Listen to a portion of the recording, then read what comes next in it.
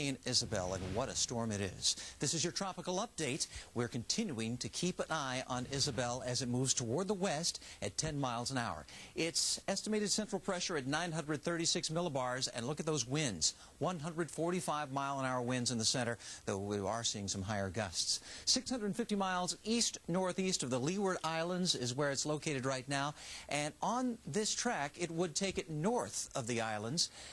So the Caribbean looks like it's going to be storm-free as we get through the weekend. However, the same cannot be said probably of places like the Bahamas and even off the coast of the United States. We'll be watching that over the next several days as it continues to look very healthy here and not really expected to decrease in intensity all that much, although major hurricanes like this do fluctuate in their intensity off and on, but expected to hold its own all the way through the weekend as it continues to push west. It could provide the northeast Leeward Islands of Puerto Rico with some waves, the heavy surf probably 12 to 18 feet as we get through the weekend and into the first of next week, but this is one to watch all the way into next week around the coast of the United States. We need to watch this one closely.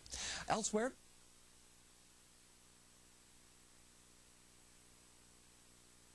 check in with our hurricane expert, Dr. Steve Lyons. And Steve, Hurricane Isabel, now an incredible Category 5 storm. And the big question is, can we, at this point, make any sort of determination with respect to the U.S.? Well, Carl, it's still a little too early for that. We're still monitoring which way it's going to go over the next 5 days relative to the Bahamas. But it does look like it's going to come at least close, and that's a little bit scary. The good news is we think it may not be that strong as it gets all the way over toward the Bahamas area, at least as strong as it is now. Let's look at the latest information from the Hurricane Center and see 160-mile-per-hour winds making it a Category 5. It's moving west at 9. That's not very fast. Still about 1,500 miles from South Florida. That's a long way, and a little bit farther than that from Cape Hatteras. So it's a long way out there. What we can say is it's not going to affect the northern islands of the Caribbean. It's not going to directly affect the island of Puerto Rico, except you're going to have high surf there. But it's going to continue to move generally on a westward track. Now let's look at a close-up view of this buzzsaw. Look at that core of strong winds with the well-defined eye. Very well organized and tremendous symmetry, indicating a very strong hurricane indeed. Let's look at the upper-level winds. This gives us at least a temporary look at why it's so strong. The reason is it's got two outflow channels, one to the north, around the ridge of high pressure to the north of it, and one to the south and east into this upper-level low-pressure system. Now, this low-pressure system here is eventually going to weaken and either pull to the northwest or to the southwest, and that's going to make a little bit of a difference of whether this goes a little farther north, that is west-northwest, or pretty much stays on a west track, and it's a little too early to tell which way that's going to go. But here's our best guess through 5 days. Keep in mind, the 3-day forecast is what we typically had last year, so this area is new. Through 5 days, basically Sunday afternoon, Sunday evening, north of Puerto Rico, high surf along the northern islands. Beyond that, encroaching on the Bahamas, southeastern Bahamas, or heading a little bit more toward the west-northwest at that time. Still too early to make any guess about landfall in the United States or whether it's going to occur. Now, in the meantime, Gulf of Mexico is quiet tonight. Great weather there, low sea state, and not much action thunderstorm-wise. Caribbean Sea, if you're down there, other than the high surf up here, it's great weather there. Upper-level west winds and some fair weather. We've got some showers.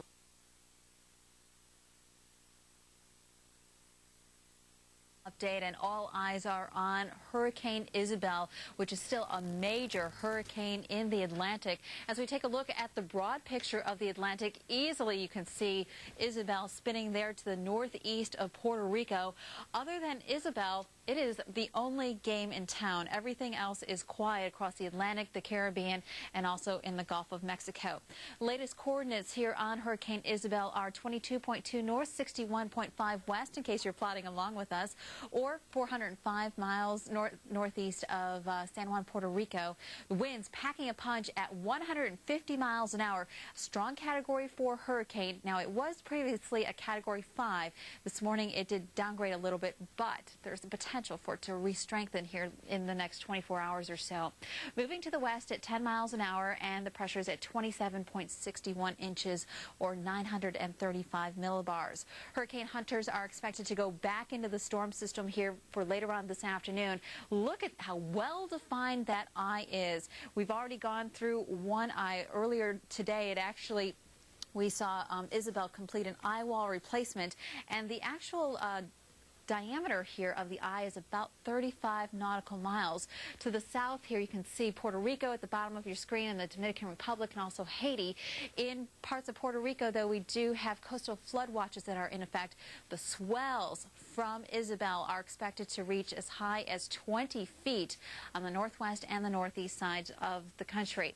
Now, the projected path of Isabel take it here basically a north-northwest turn in the next several days. Right now, the area shaded in the dark yellow is more certain path, where the lighter shades is definitely where we're going to have to keep a close eye on as we get into the middle to the end of next week. So we're keeping a close eye here on Isabel, and it's going to take until next week to see exactly where it is going to go. Now, if you're looking back at history, when you look at Category 4 or 5 landfalls in the United States since 1899, for Category 5, we've only had 3 hurricanes. That's winds in excess of 155 miles an hour. The most recent in memory is Andrew, which occurred in 1992. Category 4 hurricanes, we've had 14 reach the U.S., the most recent being Hugo in 1989. Hurricane frequency passing within the U.S. within 75 miles along the Atlantic coast, where we've had 1 hurricane in Miami every 4 years, an average of 1 every 5 years in Cape Hatteras, and about 1 every 10 years in Jacksonville, Florida. Here's another vantage point of Hurricane Isabel, and we are really closely continuing to monitor it. Now, one thing is, it was a Category 5 hurricane overnight, and then it went through its eye wall replacement. And what happens a lot of times with hurricanes, as they go through that eye wall replacement, they do generally weaken a little bit, and then they tend to fluctuate in intensity. There is the potential here for it to re-strengthen again to a Category 5 as it continues on its westward track, but it will wobble a little bit as it did earlier this morning. But right now it's basically going just due west. Otherwise, what else do we have going on?